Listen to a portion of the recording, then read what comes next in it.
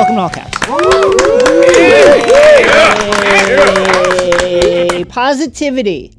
It's so important. Here is a tweet from Jayson Tatum. The Celtics played the Knicks 2 times last week. They lost the first game on a heartbreak shot from RJ Barrett off the glass. They won the second game handily. And after the game, Kendrick Perkins tweeted, Jaylen Brown completely took over this game with his first triple-double of his career. Played a perfect game while Jayson Tatum went 6 of 14 from the field. They got the win though. Carry on. Jayson Tatum, he has scored 19. He was plus 10. 6 of 14. It's like, if he hits one more shot, he shoots 50% from the field, right? That's good. And he's plus 10. But Kendrick Perkins had an issue with it. And Jayson Tatum, who is still just 19, but like obviously wise beyond his years, tweeted this: normalizing uplifting one man without bringing another one down. JB played great. It's all right to leave it at that. And you know what? No bullshit. It's been a tough 2 years, hasn't it? And so I think positivity, it's important. And we could think of no better person to come on and teach us how to be positive, how to lift other people up, how to lift people's spirits than the great Josh Gondelman, stand-up writer, EP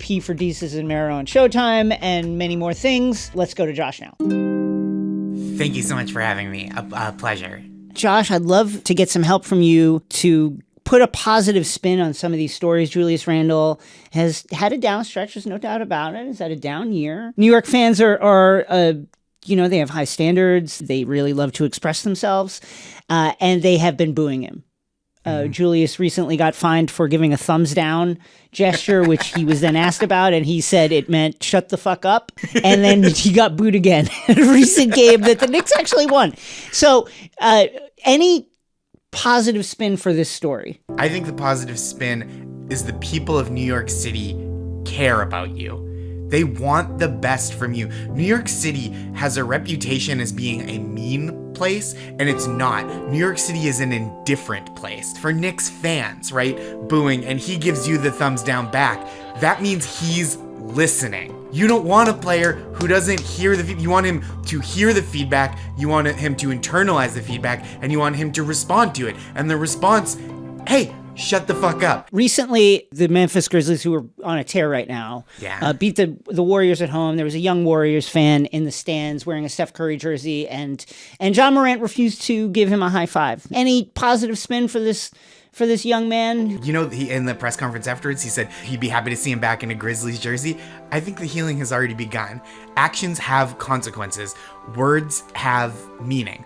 Jerseys mean something. And I think it's beautiful that John Morant knows that, and he wants to teach this young person gently a lesson that actions have consequences. And this kid knows he can go down this path, he can stay, he can have the absolute tenacity to continue wearing a Steph Curry jersey into the FedEx package delivery Coliseum or whatever it is in Memphis, or he can reconsider, and that's a gift. That's a gift to him.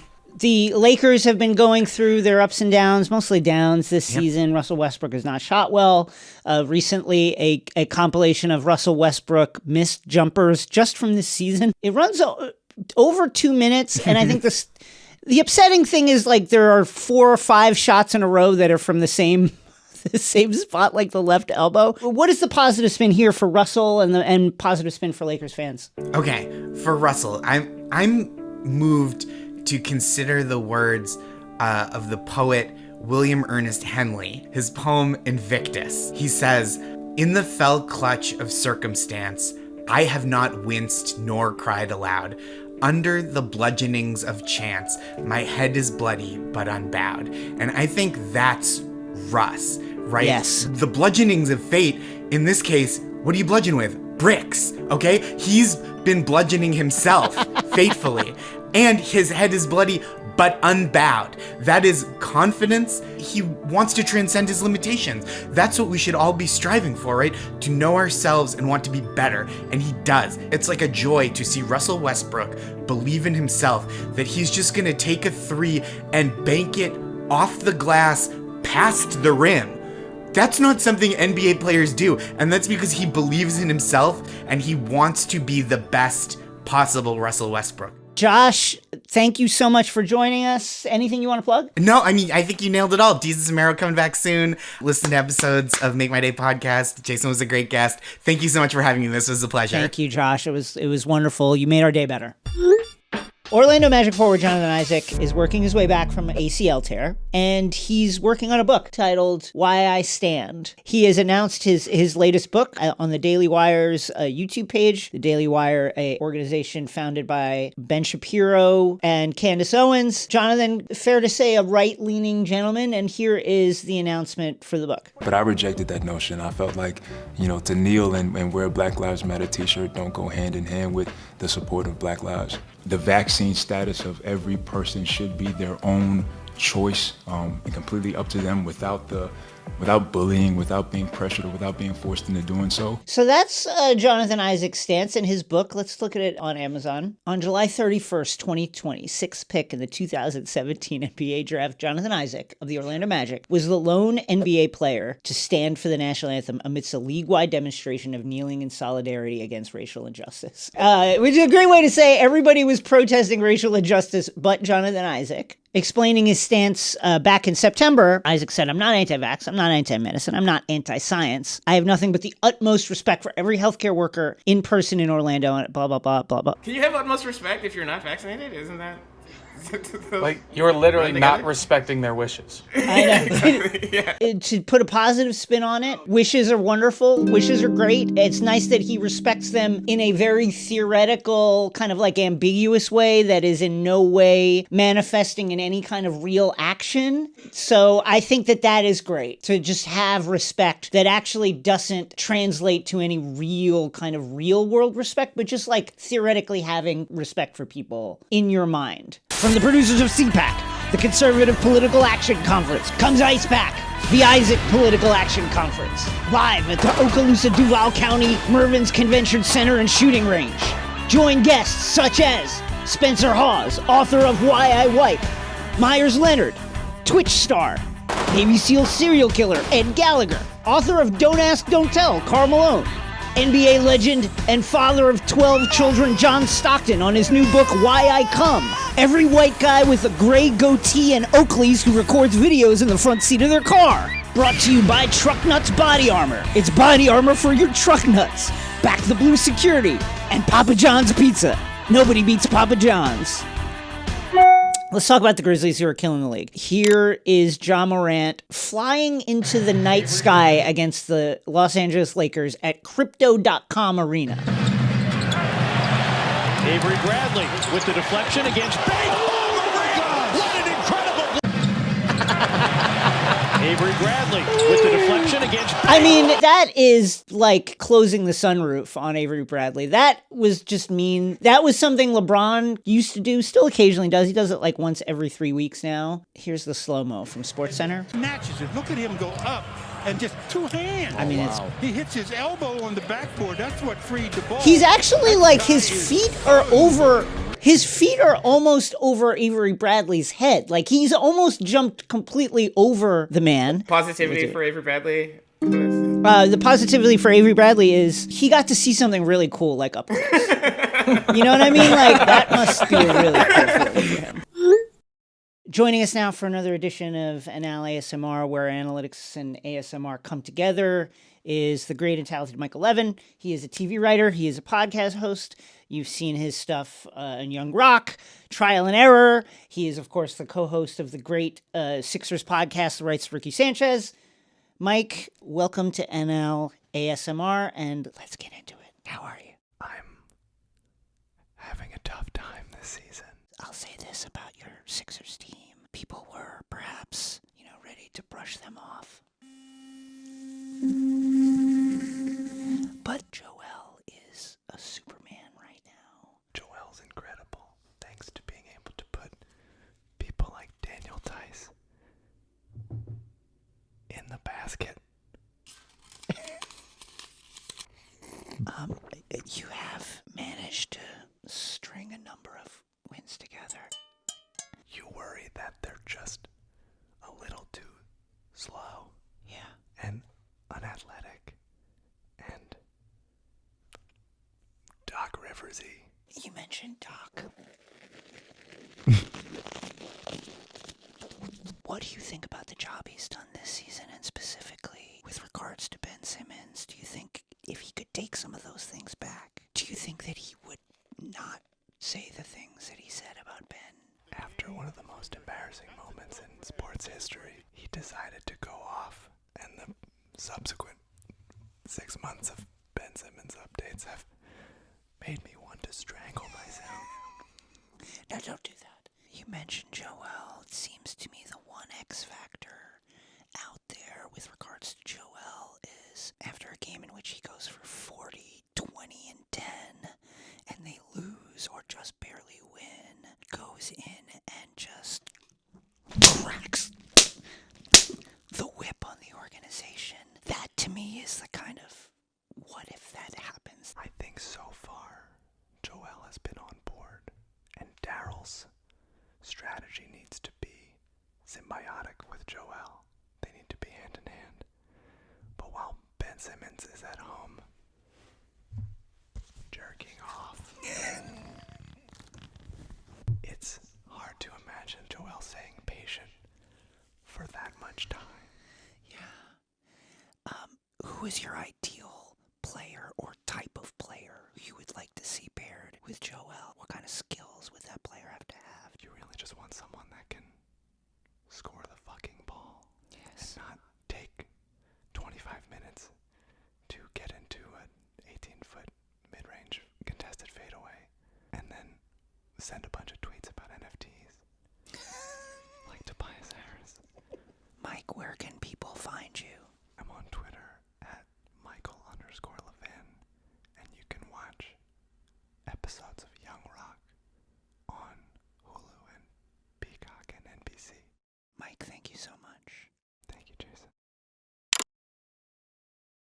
I want to tell you about the easiest and most fun way to spice up your NBA season. It's Underdog Fantasy and their Pick'em game. Just pick over or under on your favorite or least favorite player stats, and you can win up to 20 times your money in a single night. Underdog keeps it super simple with their easy-to-use website and mobile app. Pick between 2 and 5 players, and you can take home some cold, hard cash.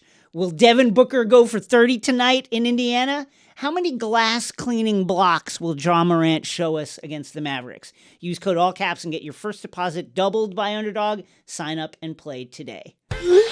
Let's go to the scroll. So Clay Day was last week, or last weekend, I should say, and Draymond Green manifesting the esprit de corps, the beautiful team comradeship that the Warriors core has, wanted to be out there for Clay's first game, but of course he is rehabbing from a calf injury, and so he took a take foul moments after the first play and subbed himself out. Here is the implications of that. Draymond Green was in the game for literally 5 seconds. Right after the opening tip, he had a foul and left the game. No one knew this was going to happen until Shams tweeted it out right before the game, and bettors were quick to act on taking all Draymond unders. Now the dilemma is, will they be paid out? Casinos got absolutely rocked by this. Here's ESPN with a story. Sportsbook lose millions on Draymond Green's early exit with a calf injury. I think they're going to be okay, though.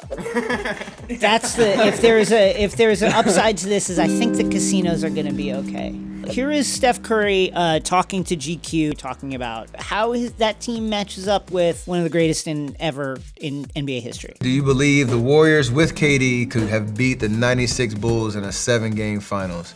Absolutely. What do you expect them to say? Come on. Like, no one ever who has ever won a title is ever going to say my squad wouldn't win. Now, moving forward, do I think the being up 3-1 would beat the 96 Bulls? I think the Bulls see a guy shoot 10 threes in a game, and it would be like going into the Amazon rainforest and showing somebody a cell phone. They'd be like, what? Like, they just are not going to understand what they're seeing. You know, Phil Jackson will say to them, you got to go out to the logo to meet and they'll be like, what? No, we don't. And then Steph will start taking these 35-footers and no one will know what to do. How many times does Draymond kick Dennis Rodman in the nuts? I think they fight like 45 seconds into the game. They fight. I think they trade off of the net kick.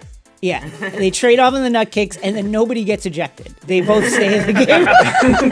Montrezl Harrell is back after a layoff. He arrived at the arena wearing this.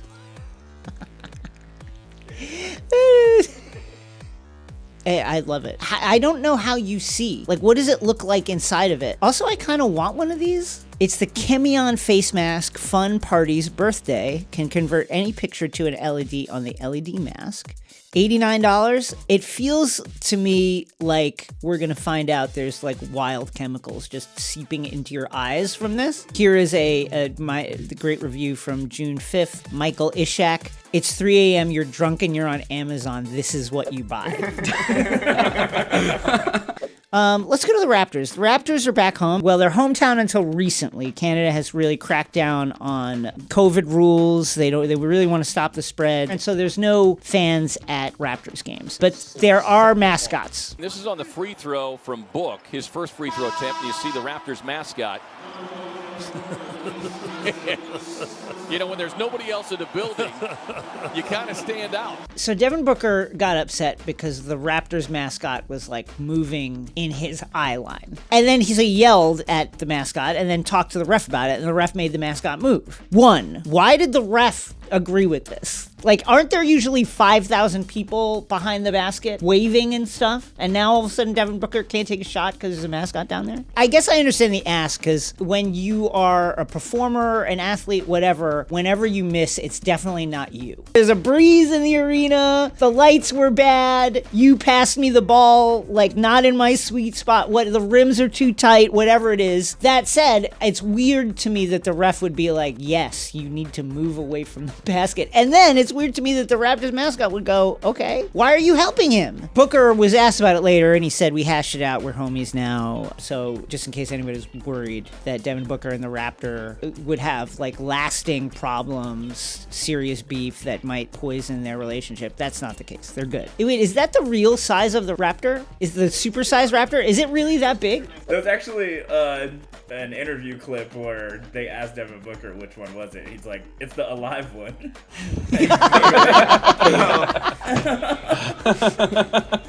So I think we mentioned that the Grizzlies are on a run. They absolutely mollywopped the Los Angeles Lakers by 20 points the other night. The Grizzlies are all young. Desmond Bane, young guy playing great. Ja Morant, young guy playing great. And they were yucking it up. They were enjoying themselves. They were having fun. And LeBron James didn't like it. You know, when Ja was drafted, you know, the second pick, some were saying, oh, well, that's the consolation after talking shit. Zion, but I'll tell you what, revisit that draft. Exactly. This, and I understand we're trying to be positive, but this made me sad because this is just like an almost 40-year-old man yelling at kids to stop, and they're like, no, we're not gonna.